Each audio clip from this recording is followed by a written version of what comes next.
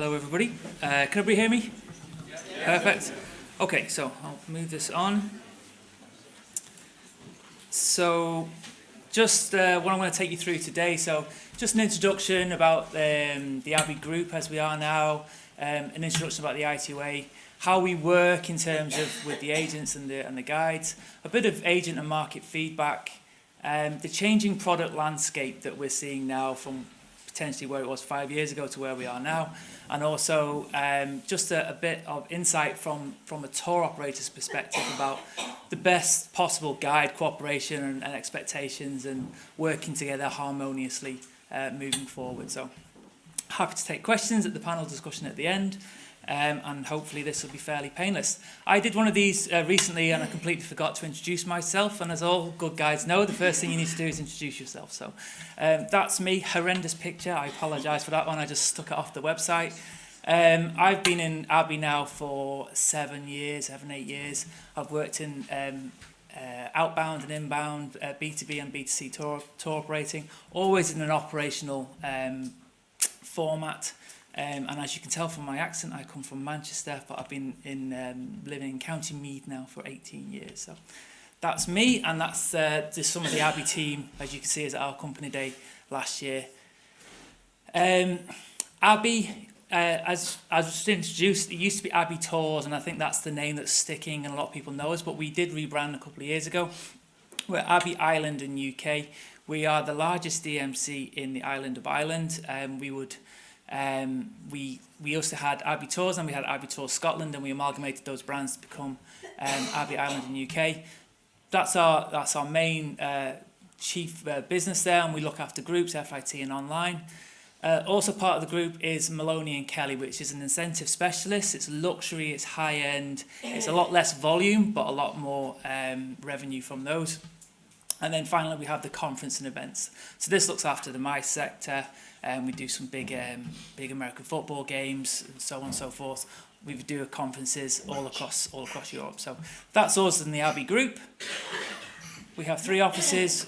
Dublin's the headquarters. We're based in Edinburgh and London, and you can see the staff breakdown through there. Just in terms of the group today, we would handle about 230,000 passengers in 2018. That's between the whole group. I suppose we're a very well-established group. We've always traded well. We're a growth-orientated company, and we continue looking for growth. And we, as you say there, we grew through the recession because of the multiple markets that we're in. So we are in multiple markets. We're award-winning companies. Not that we like to pat ourselves on the back, but if you're not in that space and you're not winning awards, then you're doing something wrong. So thankfully we are. We have actually 170 staff now, I think it is now. So 170 full-time staff and over 23 nationalities throughout the group. And we have a worldwide client base. So we deal with customers in 64 countries, and we have about 1,600 trade partners. So we've spent years and years and years building up massive client base, and that allows us to diversify. And our business breakdown is about 70% group travel, 23% FIT, and the rest is meetings, incentive, conference and events. This is our 40th year of existence. Oh, that went fast. I'll go that again. This is our 40th year of existence now, and we're celebrating our 40 years, and we're happy to do that. We are very, very proud to be part of the ITOA, which is the Incoming Tour Operators Association of Ireland, and that as an organisation is a representative body of 33 tour operators in Ireland. Last year we delivered, should I say, over 737,000 visitors to the island of Ireland, which was a 4% increase on 2016. So just to put that into context as a body, as an organisation, we spent 264 million euros with Irish tourism business, and 20% of that was on transport and guiding services. So just to give you an indication of where the money goes. We handled, the ITOA members spent 569 million of holiday in Ireland. Again, group tours are 59% of that. So you see, group tours are really where the money's at in terms of the overall percentage in this one. The average length of stay, and I suppose this is the key number that we're trying to get up. Average night for group spent is 7.8 nights in the island. So as always, we'd like to increase that number for everything, because the more time they spend here, the more experience they can have, the more money they spend, and that's positive for everybody there. So the visitors, where did they come from? Overall, 45% from continental Europe, North America 42%, and Great Britain 8.5%. As I say, collectively spending, the I2A members collectively spent 13 million marketing and selling the island of Ireland internationally. So a huge investment in time, huge investment in money, but obviously we're seeing the rewards of that at this moment in time. So that's just a brief background of where we are and what we do, and I suppose the wider organisation that we represent. So in terms of how we work, I just wanted to give you, as I say, a tour operator's approach of how we work, just to give you an insight of what happens on a day-to-day. So we are a middleman. Essentially, that's all we do. We deal with the B2B trade over in Spain, Italy, France, wherever it may be. We set up relationships with B2B operators over there. We contract services in the island of Ireland. We put together packages and we sell that to the tour operators. So we are the architect middleman, and the key thing for us on that slide is it's very straightforward, but we deliver what we promise. So that's how we've grown, and that's how we do our job. Our word is our bond in that one, and you know, certainly we've been very successful throughout the years with that model. This is our season. This is the Abbey season, but you could replicate this for every other tour operator in the ITOA, and you can clearly see when the action happens. So it doesn't, not that we take the foot off the gas in the months, but certainly the main action happens May through September. We would like to extend that season significantly, and we have seen growth in those shoulder months of April and October and March, for example, but certainly the majority of the action happens in those key months there. And you can see, hopefully you can see the key there on the side, the markets that are active in those areas. So France is, you know, the markets behave relatively similar all the way through the year. So the French market, May and June is their key. The German market is active, actually it's very good, May through to September. The Meds operate in August, July and August. So that's when their key months happen, that's when they're most focused, and that's when, and in the months either side, that's when we're preparing, that's when we're doing all our work, that's when we really work hard to make sure that the tours are booked properly and organised, so hopefully then the operational season is smooth. There is groups throughout the year, as you say, and some, just as this is this is a guiding form here, there are guys who do work throughout the year, but obviously, as I say, the main action happens in those key months there. So just again, this is just for your information. This is how most tour operators work. So the bookings can be taken a year, sometimes 2 years in advance. We don't know contract rates at that point. We don't know if we have availability, but we're working on a good assumption. As I say, September, October and onwards is when my guys take over the groups from the sales division. That's when we start booking services. That's when we start getting to grips with the operations, and that's when the guides in the room should be contacted or should be active for us to engage in your services there. Hopefully we'll have 80% of the guides placed by March. It's the nature of the industry that there will be cancellations. The tours go out into a travel agency or a tour operator in Spain or Italy, and that tour, for whatever reason, doesn't sell. We've still worked on it with the best intention that tour is going to operate, but 8 to 6 weeks out, the agent in Italy or Spain, whatever, says, actually, I don't have enough people on that tour, so we're going to have to cancel that tour. Unfortunately, that's just the nature of the industry, so we do have about a 20 to 30% cancellation rate. So it's our intention always to recirculate or reallocate those groups. So I think it's just for your knowledge in that one, we don't cancel groups lightly. We work on all groups to the best of our intentions, but there is that always cancellation rate, and it's, as I say, we always try and work with the suppliers, with yourselves, to reallocate those groups wherever possible. We send out rooming lists and book coaches 45 to 30 days beforehand. final document, 7 to 2 days, and then we look for feedback from guides, suppliers and agents, and we look at that feedback religiously and try and use that to improve the tours for next year. So I would say we're always looking for feedback from the guides, from the suppliers. It's really, really important. This is where you can add value to the tours. We respect your knowledge and your experience, and we love that because we use it to improve the service. When we deliver a good service, everybody wins. Tour operator engagement. So I suppose this is where it's interesting for me here now. I would recommend the guides in the room to be as proactive as possible with the tour operators. Don't wait to be contacted from us.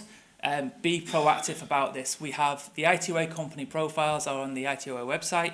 I would go on there. I would check if your profile fits any of your skills and knowledge and skill set. Send a CV. Establish contact with the people in the tour operators that book the guides. There will be one person in each company or one person in each department, as it is in my company. And those are the people who book the guides regularly. Communicate and update your availability. So if you have a cancellation, communicate that to your tour operators that you work with, because if they have that information ready to hand, they don't have to chase you for that information. There's more likely chance you're going to get picked. As I say, proactive is a strong word there. 85% of our business is repeat business. There are agents that request guides year on year. They know them, they trust them, they work with them. If you can deliver consistently for an agent or for a tour operator, then they will ask for your repeat business. And that's how a lot of our guides work throughout the year. If that's your aim or intention and you want to do that, then it's really to maximize that relationship. Add the wow factor. Agents remember the wow factor. Clients request it again and again and again. I suppose this is really important. With that relationship, if you can make the staff in the tour operator's life easy, if you can add the wow factor to a guest, there's more likelihood that you'll be asked for repeat business again and again and again.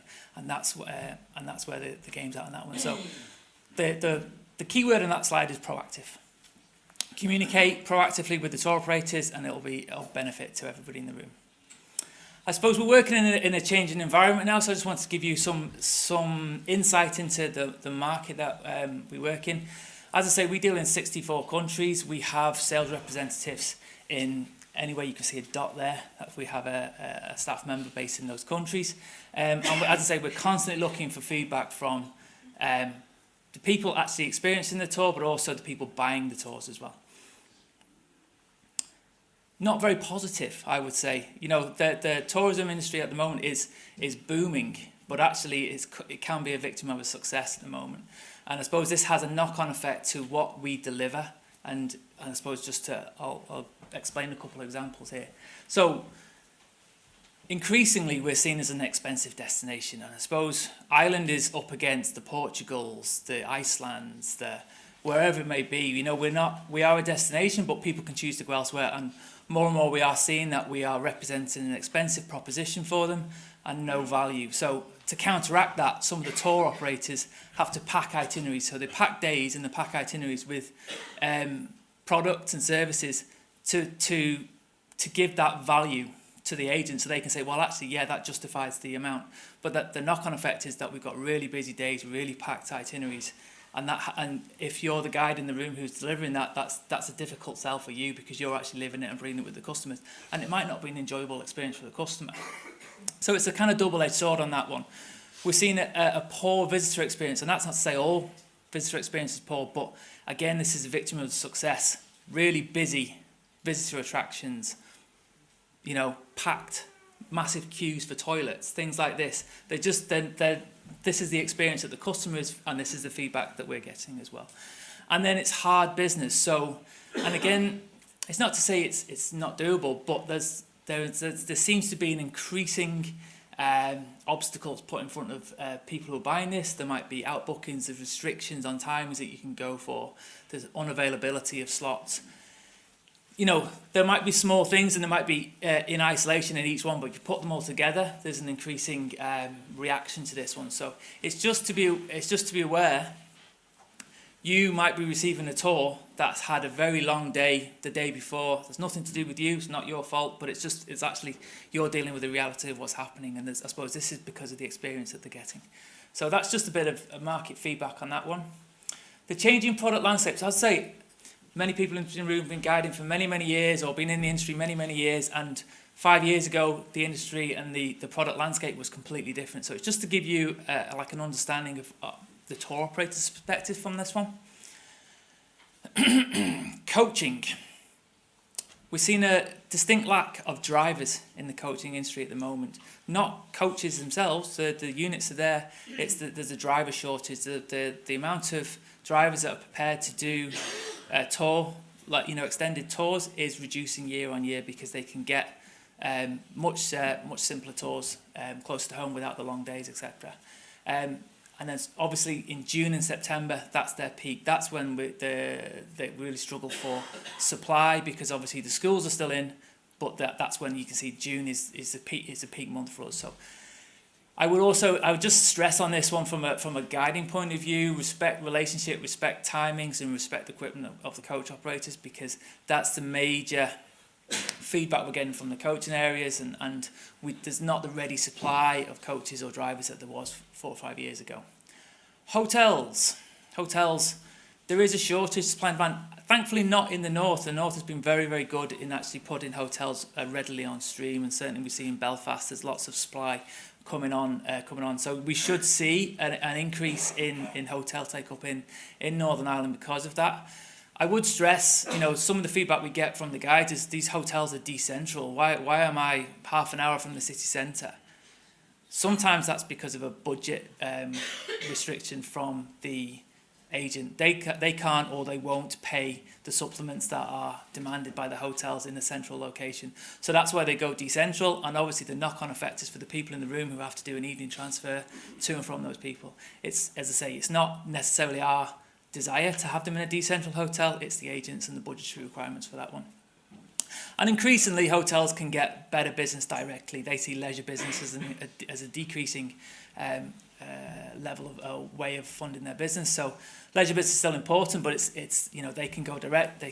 They're booming themselves, and so it's making the sector a little bit more tougher. Visits and attractions, as I've said there, they are increasing their costs. They're overcrowded sometimes, and they're increasing the restrictions on leisure business. So, increasingly we're seeing a lot of attractions saying, no, you can only have leisure groups before 11 o'clock or after 4 o'clock. Now, try to do a touring itinerary around that becomes increasingly difficult. So, as I say, it's not necessarily of our design that these itineraries are designed like that. It's basically because of the restrictions that we've got from the visits and attractions. And the hot topic, obviously, why we're here, the guides. So supply is improving, I have to say. There's lots of guides and lots of good guides. I'll come to this in the end. The quality of the guides is actually really, really strong, and we're really happy with that. There is a shortage in the peak months of language guides, and if anybody wants to learn Chinese and Mandarin, please absolutely do that. We'd be very, very welcome. But I would also say, in terms of diversification and getting more work, certainly if you have a special interest, if you have a special skill, if you have handled performance groups, choral, religious, heritage, historical, those are niches that we, as we've said before, there's general guiding, but then there's specialist guiding. We are seeing a demand for those. And if you can guide the whole island of Ireland and the UK, Scotland, Wales, then certainly we are seeing a lot of cross multi-jurisdictional tours, and if you have the ability to take the whole tour all the way through, then that's only to your credit, and it certainly helps us. So that's just a bit of an insight on that side. So the tour operator and guide cooperation best practice. From our point of view, and as I say, I think we've got a really good and high standard of guide in the island of Ireland, not just in Northern Ireland, but from a tour operator perspective, what we would really just encourage is do the fundamentals well, do the basics well.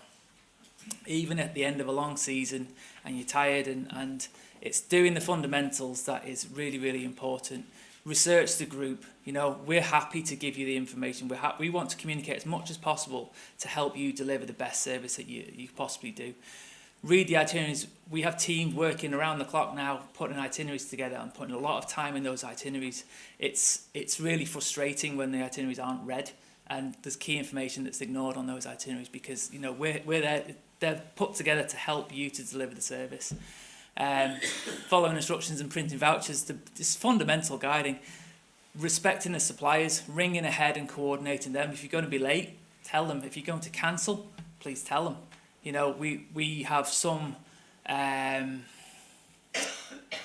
example, churches. We have some churches that actually won't work with it anymore because it's a free visit. Nobody's charging for it, but they haven't been communicated when they were cancelled, and so it's happened 2 or 3 times. It's not in their interest to do it, so they just won't work with it. So it's respecting the suppliers. As I say, it's a changing landscape there, and we have to work in this ecosystem together. So. And then the second point of this one is, from a tour perspective, if the guides can add that extra value, the wow factor, the extra 5 to 10%. As mentioned before, you're ambassadors for your country, you're ambassadors for the company.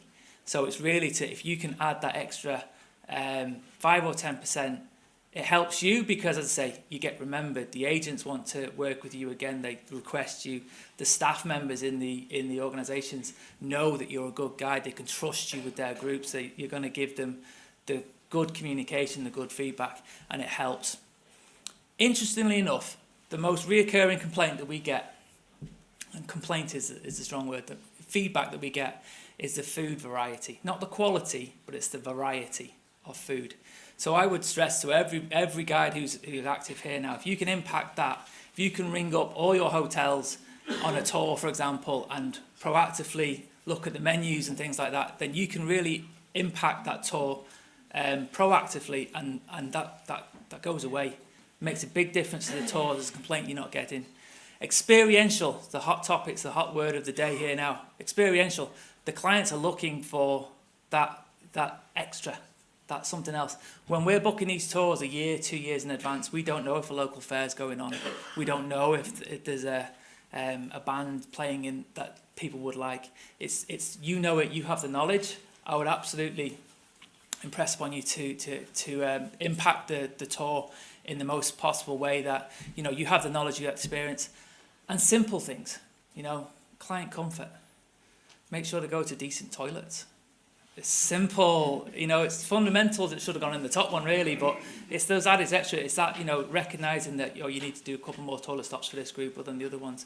You know, we don't necessarily know it. You know it. You know it. It's just it helps tour operators a massive amount. Again, most of our guides are on the left-hand side here. 90%, 90+% of our guides are on the left-hand side here. 10% or less are on the right-hand side. And the ones on the left get more work. The ones on the left get rebooked again and again and again. And the ones on the right, they have 1 or 2 tours, and then they go off into the wilderness, to be honest, because, you know, from a tour operator perspective, we have to trust you to deliver that. The guide is massively, massively important. The guide is that extra secret sauce to a tour. We recognise this, but equally it has to be a collaborative approach. We want to work together. We'll help you as much as possible to deliver the best service that we can possibly do, but equally there's certain demands and expectations from tour operators. Reoccurring issues, these are the obvious ones. You know, stay away from politics and religion. Be on time when you've got an airport transfer. Don't smoke when you're going, taking them around a visit here now. Meal variety, I've said there. You'd be surprised. If we could cut meal variety question out of the equation. It would be amazing, I have to say. So these are the things. Research the tour, knowledge levels. These are all things that are very, very fixable, but these are the common reoccurring issues that we have from a tour operator's point of view. Just on the punctuality there, I'll just highlight on that one just for a second there. Again, it goes back into the coaching and working with the suppliers there. If you've got like 5 or an airport transfer at 2 o'clock in the morning, nobody wants to do that. But if you delay that by 2:30, that coach companies then might have 5 or 6 airport transfers stacked up back to back to back on that. So a half an hour delay at the beginning turns into a 45-minute, an hour delay at the end because of all the constant things there. So I would always ask you to respect the timings. If you do need to change something, or you want to change something because you think it's important, absolutely, we'll work with you on all of that one. But it's respecting that timing and the punctuality. It makes a massive difference. We spend a lot of time on the timings, and hopefully we get the cooperation on that one.